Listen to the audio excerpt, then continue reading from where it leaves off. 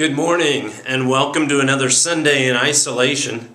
I don't know about you, if you're feeling stretched and if the tension is really distressing you.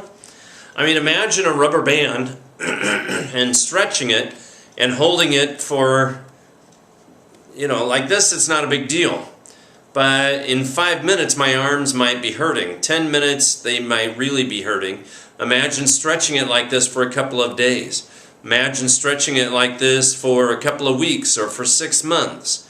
And after a while, you're in agony because you want it to go back to normal.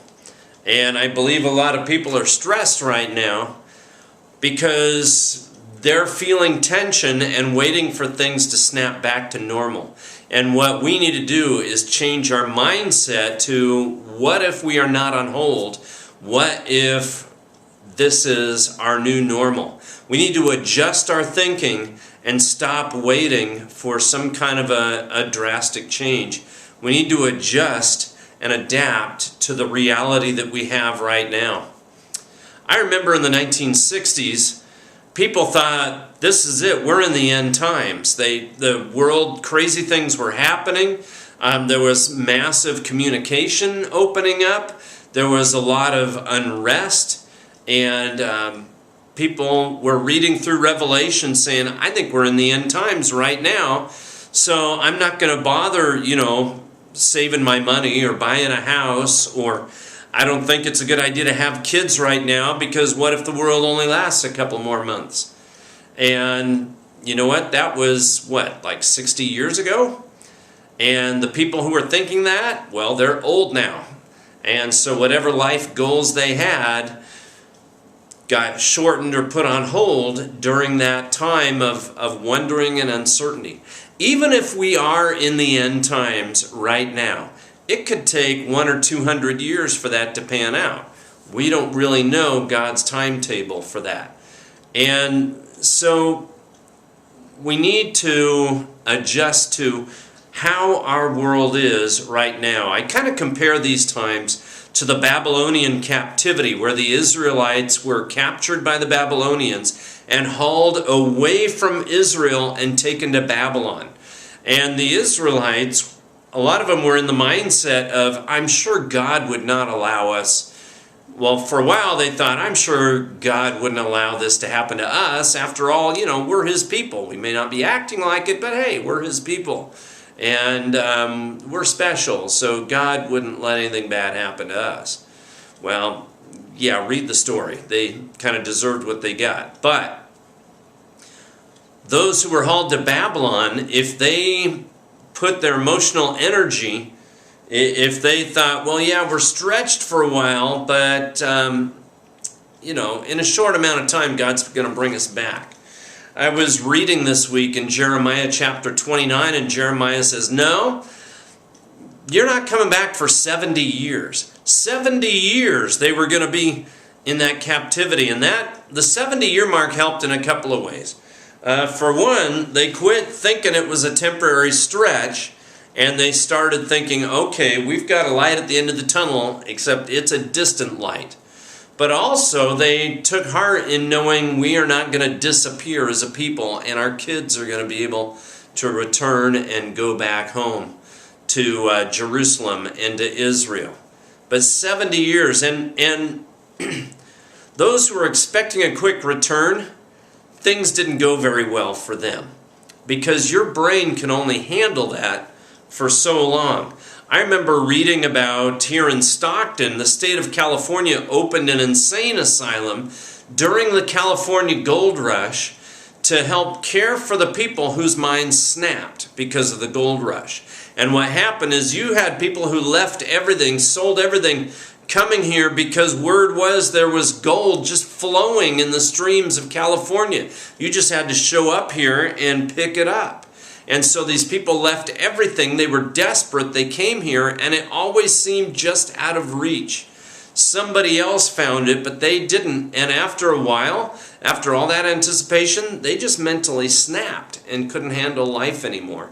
So they opened an insane asylum to care for those people who got here And rather than adjusting to hardship, they were just stretched, thinking in only a matter of days now, I'm going to have thousands of dollars and everything's going to be fine.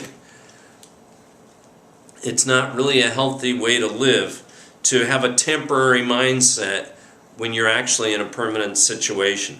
So I was reading this week in Jeremiah 29, where God told the Israelites, He said, look, you're going to be in Babylon for 70 years. So you need to build yourself a house. You need to plant yourself a garden and fields. In other words, you need to make a living where you're at right now and not just wait until you return home to your old fields and your old house and your old garden. He says, you know what? You're not going to be returning there anytime soon. But make a life for where you're at. Matter of fact, pray for the leadership in the country where you're at right now. Pray for your situation. Settle in and make it home for now. Because you're not coming back for 70 years. And you need to also understand, God is with you where you're at right now. God is with you in the midst of this. And so you're not going to ask God to bless your situation if you're assuming your situation is going to be changed and gone in a matter of days or weeks or months. I remember meeting with a group of pastors back in March, and we were talking about how long this possible shutdown might be. And I remember one of them saying, hey, there's this large church in the Bay Area. They're planning on this being 6 or 8 weeks. And we're thinking 6 or 8 weeks? How is that even possible? Are they being very realistic on this? Well, apparently not, but in the other direction. And so those who put their mental health of the mindset of this being a short term of being stretched, either adjusted or not doing very well. But we need to understand God's got this. A lot of what disturbs people is the mindset of how could God let me lose a bunch of my toys? And yeah, I mean, a lot of very real hardship has happened on people. But more than dealing with the hardship, they have trouble dealing with the idea that God would let them go through a hardship. And then there's the rest of us who have been through appalling hardships and marvel that God has walked us through that. So we need to adjust to our reality that we are walking through right now. Because God has promised He will never leave us, never forsake us, but always love us. We have a hard time when some of our freedoms are restricted. Right now, my family's been exposed, and we're under quarantine until December 14th. We can't even go to the store or do anything like that. So we're having to rethink, how do you get a gallon of milk? You know, we can't go anywhere. And so we thank God for our friends who have been checking on us and dropping off people at our front doorstep. We really appreciate that. And we just thank God for how He is caring for us. But in Jeremiah 29, God assured the Israelites just as He assures you also. He says, I know the plans that I have for you. Plans to prosper you and not harm you. Plans to give you a hope and a future. God was telling the Israelites that when they lost their homes and were hauled off to another country and were told, you're going to be there for 70 years. Most of those people did not get to make the trip back home. Just their kids did. But they had the assurance that God's faithfulness to His word would be in 70 years. As a matter of fact, Daniel was hauled away in that captivity as a young man, and when the 70 years were up, he did the math, and he remembered, and he spent time praying to prepare his people for that return, trusting that not only was God faithful to His word during that time of captivity, but God was faithful to His word during that time of return. I tell people all the time, it's a little hard to cling to the promises of God if you don't know the promises of God. So I hope you are reading His word daily, because you don't live by bread alone, but by every word that proceeds from the mouth of God. So you need to be listening to the mouth of God each and every day. That's why we here at Crosstown try to encourage what I refer to as a self-feeding program, where you are reading the Word of God every day. You're spending time in prayer every day. You don't earn bonus points with God that you get to cash in for goods and prizes, but you learn to hear the voice of God, and you learn to listen to Him, and you draw close to Him, because He is the lover of your soul. So, when Jesus called His disciples, He didn't say, "Come, follow me to Jerusalem." He didn't say, "Come, follow me to Capernaum." He didn't say, "Come, follow me to Bethel," and then to here and there. No, He just said, "Come, follow me." And every day was a new adventure, and they weren't completely sure where Jesus was taking them that day, but they did know it was Jesus that was taking them, and that He would not leave them, He would not abandon them, and that He loved them deeply, and no matter what He walked them through, it was for their good and not for their destruction. And the only people who lost big during that time were the ones who gave up on Jesus and left.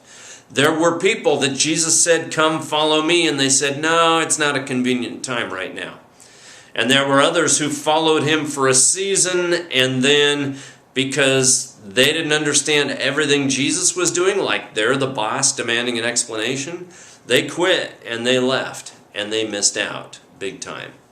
So we don't want to quit on God, because God is never going to quit on you. He has plans for your good and plans for you, and Jesus is still looking at you saying, "Come, follow me." So if you're still feeling incredibly stretched and you're feeling despondent because basically you think you're in a temporary situation, or especially if you're not getting what you want, you need to adjust what you want.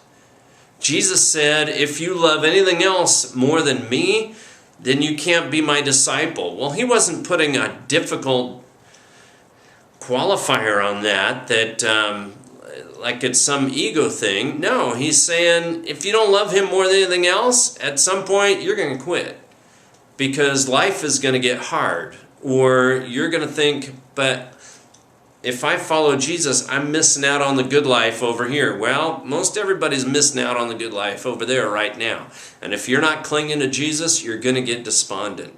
That's why there's been such a spike in crime and in homicides and suicides, because people are feeling very despondent. And we don't want to minimize that in any way. But without the love of God, what hope do any of us have?